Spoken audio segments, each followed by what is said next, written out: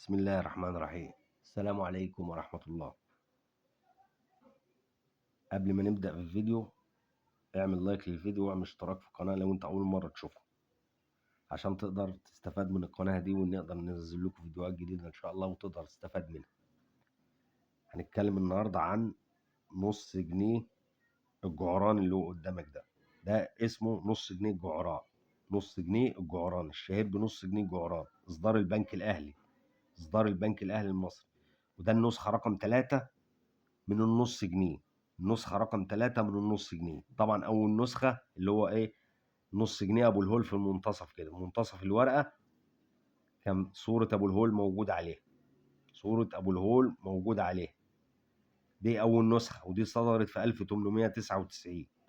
تاني نسخة أبو الهول على الشمال، أبو الهول على الشمال، دي تاني نسخة. يبقى أول نسخة أبو الهول في النص، تاني نسخة أبو الهول على الشمال.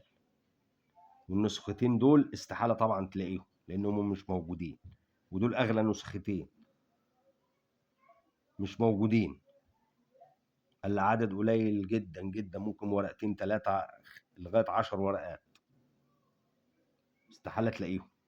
ودول مع ناس محتفظين بيهم طبعا، ما الناس دي لا بتبيع ولا بتشتري، الناس دي محتفظة بالحاجة دي. النسخة رقم بقى 3 اللي هي قدامك دي، نص جنيه الجعران ده، إصدار البنك الأهلي المصري. ودايما أي حاجة إصدار البنك الأهلي المصري بتبقى غالية.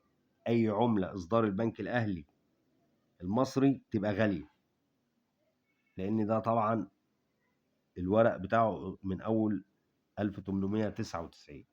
إصدارات البنك المركزي لأن ده من الستينات، دي سعرها بيبقى قليل عن البنك الأهلي. البنك الأهلي عشان قديم فأسعار الورق بتاعه بتبقى غالية، البنك المركزي عشان جديد أسعار الورق بتاعته بتبقى قليلة. فالورقة هنا النص جنيه ده يبدأ سعره على حسب برضه توقيع المحافظ وعلى حسب حالة الورقة.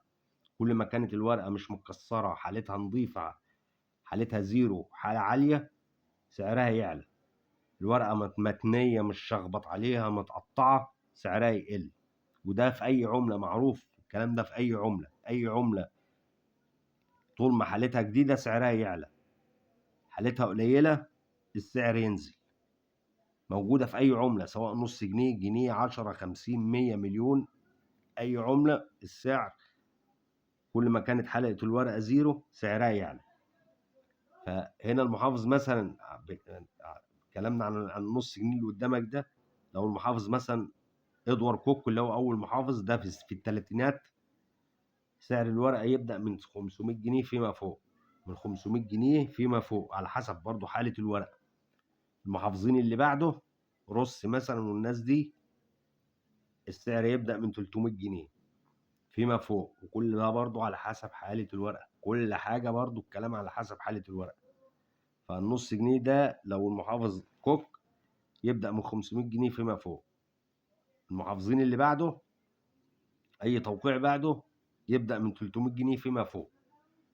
كل حاجه برضه على حسب حاله الورقه نفسها.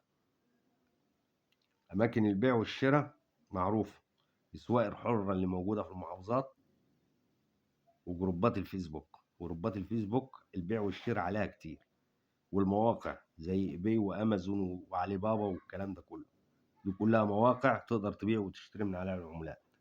والاسواق برضه لو انت جنبك سوق قريب، بس المهم يكون معاك حاجه نادره، مش اي حاجه برضه بتتباع، النادر بس هو اللي بيتباع. كل ما كانت والحاجات النادرة موجودة في الفيديوهات على القناة.